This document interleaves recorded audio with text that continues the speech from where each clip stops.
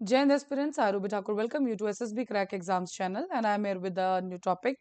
So yes, here we are into the end month of our 2024 and इसी के बीच में एक रिपोर्ट जिसके अंदर बिकॉज नॉर्मली बहुत सारे ऐसे इंस्टीट्यूट्स हैं जो ये चीज एनालाइज करते रहते हैं कि कौन सी ग्रेट पावर्स हैं. सो यस, इसी तरह की एक रिपोर्ट हमारे सामने आई है एंड जिसमें बात की गई है 8 great powers of the 2025. So let's see कि कौन से जो देश को कौन सी रैंकिंग दी गई है.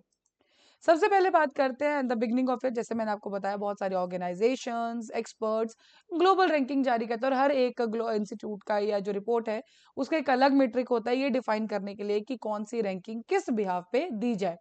एंड उसी बेसिस पे 8 ग्रेट पावर्स ऑफ जो 2025 है या आने वाले उसमें ये इस ईयर की जो रही उस पर बात हुई. एंड जो मेट्रिक्स इसके ऊपर या क्राइटेरिया था that was the economic health, dynamism, social and political influence, political stability, raw military capability, इन सब चीजों पे.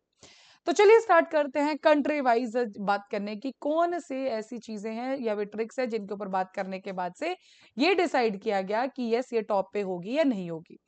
सबसे पहले बात करते हैं United states of America. United states of America जो है दैट इज नॉट कि आज पहली बार, बट ये वर्ल्ड की ग्रेट पावर रही है 1980 से. एंड 1918 से ही वो दौर है जब से इनकी मिलिट्री पावर जो है वो एक्सटेंड करना शुरू हुई थी. मैसिव साइज है, सोफिस्टिकेशन है इकोनॉमी के अंदर एंड इसीलिए जो यूएस है इतने अरसे से जो है टॉप कंट्री कहा जाता है. एंड आज तक इस पर्टिकुलर स्पॉट से इसको कोई डिस्प्लेस भी नहीं करा जा सकता. वर्ल्ड की सबसे सोफिस्टिकेटेड डिफेंस एस्टेब्लिशमेंट एंड कहा ये जाता है कि एकमात्र कंट्री यूएस एक ऐसी है कि जहां पर अगर किसी को एट अ मोमेंट एकदम लास्ट मोमेंट पे भी जरूरत पड़े डिफेंस की या मिलिट्री की तो दे आर ऑलवेज रेडी और वो कॉन्टिनेंट के किसी भी पार्ट में किसी को भी हेल्प कर सकती है. यूएस अलायंस सिस्टम की अगर हम बात करें, founded primarily on what that is the transatlantic relationship, वो चाहे ब्रिटेन और यूरोप के साथ हो या transpacific relationship Japan, Taiwan, South Korea. And वहीं से अंडरग्रेड होता है क्या, अमेरिका की मिलिट्री और इकोनॉमिक स्ट्रेंथ. लेकिन वहीं पे अगर हम वीकनेस की बात करें यूएस की, तो यूएस के वीकनेस की बात है पॉलिटिकल सिस्टम. बट अब देखते हैं, we all know Donald Trump जो हैं, इससे पहले आप जानते हैं यूएस के पॉलिटिकल सिस्टम के बारे में आप सब जानते हैं. We do follow a different जो एक आप थॉट प्रोसेस कह सकते हैं. जैसे कि अभी इस पर्टिकुलर टाइम पे यस जो ट्रंप है वो जीत चुके हैं. Now let's see what, because उनका एजेंडा जो है जो बाइडन से बिल्कुल अलग है, जैसे वो सोचते हैं बिल्कुल अलग है, उनकी पॉलिसीज बिल्कुल अलग होने वाली है. सो इस वजह से जो ये पॉलिसीज चेंज हमें देखने को मिलता है that is also something correct. So yes, but that the top US is at the top. Second number जो दिया गया है that is for the people republic of China. And no doubt world powers के अंदर China ने जो first rank लिया है करेक्ट, वो दैट इज ओनली बाय जो इनका मिलिट्री का जो लेवल है या जो उसके अंदर ग्रोथ हमें देखने को मिला है. So there is a reason for concern about the inevitability of China's rise. And सबसे बड़ी बात जो है दैट इज द चाइना का पॉलिटिकल सिस्टम, जो एक आप कह सकते हैं कि one man replacing the committee model वो इफेक्टिवली वर्क हुआ है अर्ली 1980 से. So political system no doubt ठीक है कि इतना ज्यादा कंसर्निंग इनका नहीं रहा है. तो इसमें कोई क्वेश्चन नहीं है कि जो चाइना है first state military power, no doubt China really has a very strong military power. Technology जरूर उनकी यूएस से पीछे है, बट ये जो गैप है दोनों कंट्रीज के बीच में ये कंटिन्यूसली श्रिंक ही हो रहा है. जो टेक्नोलॉजी लैग था यूएस और चाइना के बीच में it is shrinking day by day. So since 1949 चाइना's great weakness was वो है उनकी alliances. We all know that China is never good on its alliances. तो वही इनकी सबसे बड़ी weakness भी है. अभी भी इनकी जो वीकनेस है वो एलिमिनेट नहीं हुआ है, बट बीजिंग को रशिया यूक्रेन का वॉर का जो बहुत ज्यादा फायदा हुआ है, बिकॉज नो डाउट रशिया कहीं ना कहीं डिपेंडेंट है चाइना के ऊपर इसके लिए. एंड इसीलिए चाइना ने जो है पर्टिकुलरली इकोनॉमिक जो है पर्टिकुलर रशिया के साथ काफी रिलेशन उस पे. एंड चाइना जो है स्लो केयरफुल कमर्शियल एक्सपेंशन की तरफ बढ़ रहा है. इंटरेस्ट चाहे वो सेंट्रल एशिया में, अफ्रीका में, एंड जो एक स्ट्रेटेजिक रीच है वो बढ़ाने पे कोशिश रेगुलरली कर ही रहा है. ना नेक्स्ट थर्ड नंबर पे इन्होंने रखा है Russia federation. No doubt Russia is desperately hard to categorize in the lineup of great world powers. First air power है नेपोलियनिक वार से बात कीजिए, लेकिन 1920 1990 में हर्डल्स भी थे, but then also Russia is power done.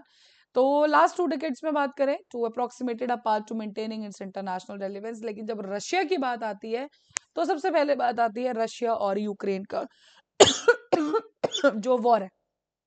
इस पर्टिकुलर टाइम पे बात करें तो Russia is then between the demographic crisis and that is only due to the war, loss of resources, जो उनका huge number of young men का जो loss हुआ ऑन द फ्रंट एंड, ठीक है, तो ये सब चीजें हमें देखने को मिली। करेक्ट।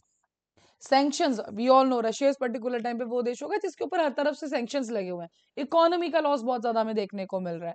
हालांकि उन्होंने मैनेज जरूर कर लिया, रीजन ड्यू उनके पास से काफी ज्यादा रिसोर्सेज हैं, ठीक है, लेकिन फिर भी जो वॉर से इनको इस टाइम पे नुकसान हुआ है, ये this is a long term, and इस पर्टिकुलर टाइम पे रशिया उस हालत में नहीं है कि वो एक और वॉर, अगर मान लीजिए कुछ इस तरह का होता है इंटरनेशनल कम्युनिटी में, तो Russia is not that much stable कि वो इस चीज को कर सके।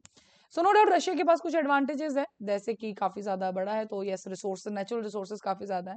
Population is old and sick but large है और वेल एजुकेटेड है, बिकॉज वी ऑल नो इस पर्टिकुलर एरा में कहा जाता है, इन डेकेड्स में कहा जाता है कि जो डेमोग्राफिक डिविडेंड जिस कंट्री का स्ट्रॉन्ग होगा, yes that will be getting progressive, ठीक है जी। सो रशिया रिमेन्स रात न्यूक्लियर वेपन्स इनके पास है, इसी वजह से जो है ये अपने वॉर को, चाहे वो यूक्रेन के साथ है, वो काफी उससे चला रहे हैं, उनको कोई भी मतलब इंटरनेशनल उससे या बाकी अटलांटिक पावर से उनको कोई हेल्प नहीं चाहिए थी। सो नो डाउट उनके जो रशिया के वी ऑल नो मिलिट्री जो है, मिलिट्री एक्सपेंडिचर इनका बहुत ज्यादा रहता है, डन तो ऑफ कोर्स मिलिट्री के लिए दे रहे हैं, that's why they do have a very strong military. Now the next ranking is with the Japan. तो अब यहाँ पे हमें लगा था कि जरूर इंडिया को रैंकिंग दी जाएगी, बट नहीं, रैंकिंग दी गई है जापान को, ठीक है। जो जापान जो है slowly reestablish, actually the point is US का मानना है जापान के केस में कि बहुत जल्द ऐसा होगा कि जापान सेकंड नंबर तक पहुंच जाएगा, the way they are growing. So हालांकि high debt, sclerotic economic growth, demographic dividend, हर एक चीज से जापान सफर कर रहा है इस पर्टिकुलर टाइम पे, बट इनकी जो सबसे बड़ी जो आप कह सकते हैं जो पॉजिटिव एंड है, that is the technologically advance country है ये। Then innovative aspects of the economy, defence industrial base, इन सब चीजों में जो है जापान इन्वेस्ट कर रहा है। सो of course Japan is the growing. अब यहाँ पे एक और चीज सामने आती है, वो है यूएस और जापान की अलायंस। अगर जापान पे कोई भी अटैक करता है, so US is always there ना। इसको जो है यूएस कहता है कि नाटो के बाद अगर कोई वर्ल्ड वाइड कोई भी इस तरह की ट्रीटी साइन हुई है, that is the US Japan alliance, second most important military pact का दर्जा इसको दिया जाता है। Then American position in the Pacific, of course इसे स्ट्रेंथन अप हुई है।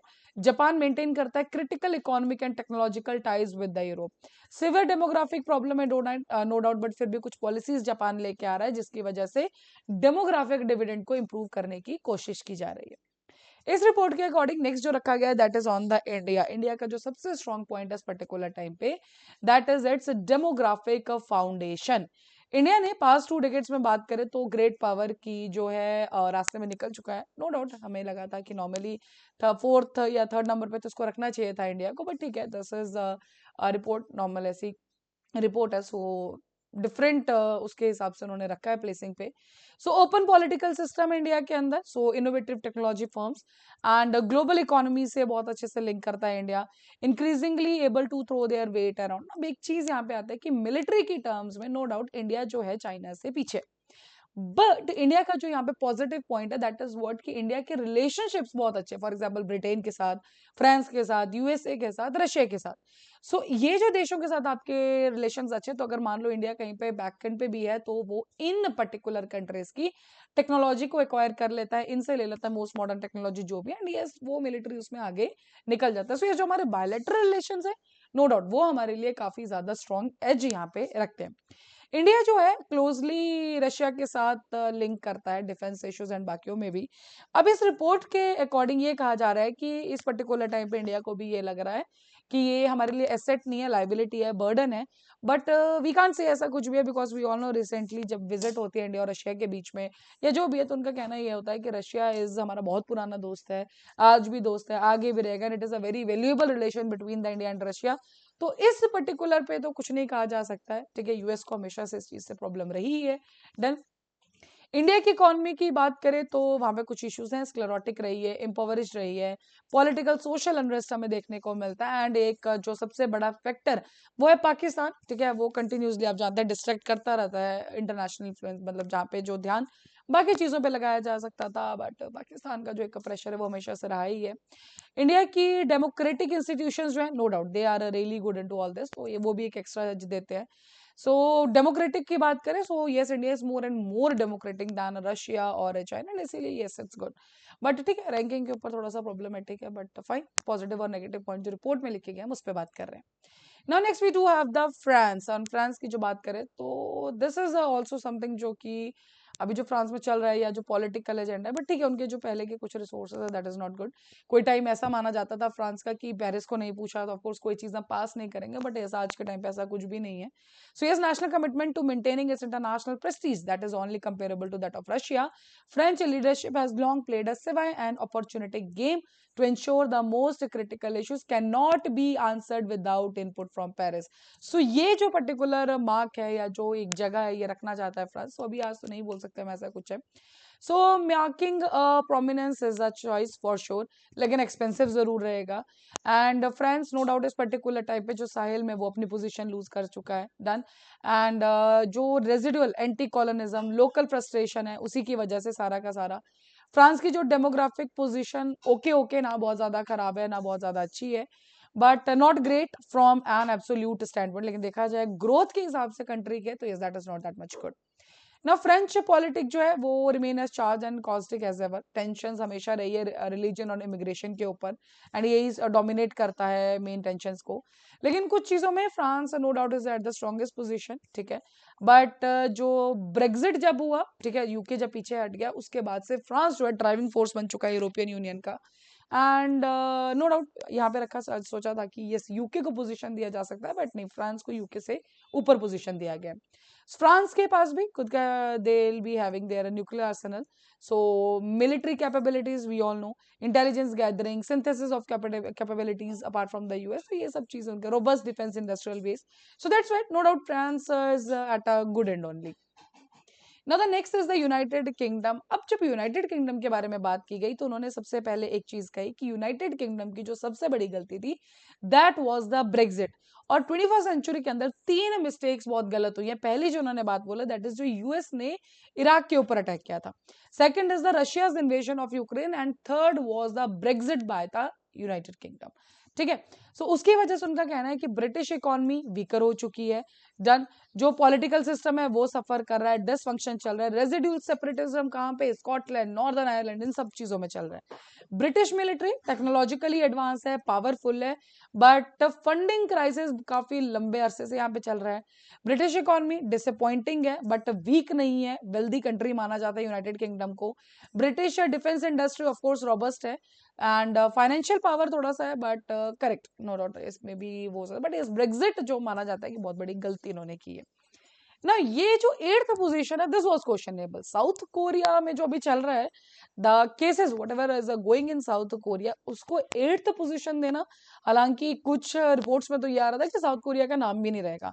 नॉर्थ कोरिया का इन्फ्लुएंस, साउथ कोरिया का इंटरनल डिस्टर्बेंसेस जो चल रही है, खुद का उनका एयरक्राफ्ट कैरियर कुछ भी नहीं है, and then also they are ranking the South Korea in the 8th। हालांकि कुछ और नाम हो सकते थे, सऊदी अरेबिया को बोला जा रहा है, टर्की, ब्राजील, जर्मनी।